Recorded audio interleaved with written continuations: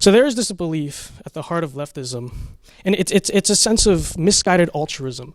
Leftists feel that it is they who actually feel a sense of responsibility to others. I saw a study by this joke of a social scientist, essentially saying that liberals are smarter than conservatives because liberals feel a sense of duty to others, whereas conservatives only think about themselves.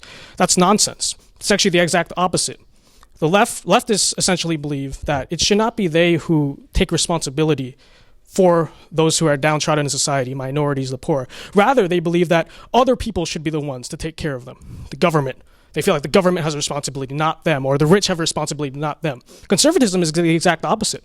Conservatives believe that it is actually the job of the individuals, it's the job of people like you and I, to donate to private charity, to go and help these people, and also stay out of their way. So we believe that it's the role to make sure we keep government out of the way so that precisely people like minorities and the poor are actually able to lift themselves up, right? Because that's the other point I have here is that leftist ideas, practically speaking, they're not compassionate. They do not help the poor. And so when you are debating a lot of these people who feel that they have the moral high ground on conservatives, they feel that it is them that are right, and so they're not going to listen to you.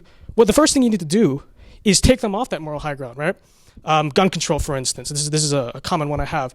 The left will essentially tell you about gun control. They won't have any sort of rational debate with you. What they'll tell you is that you're responsible for the killing of children, you're a murderer, you support murder. And for example, what do I always respond? I found this is actually an amazing response.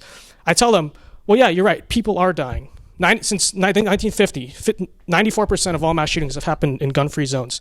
So you're right. People are dying, and gun control is killing them.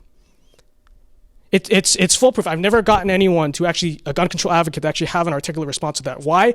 Precisely because a lot of these people don't actually have arguments. What they have is moral virtue signaling. When you destroy that ability for them to feel like the more moral person, then you can explain the facts and logic aspect of it. Then you can explain why freedom and capitalism is the best agent for combating poverty, for curing poverty in the history of humanity. Then you can explain why freedom, why liberty, why capitalism is the right way to go for those who left pretends to care so much about.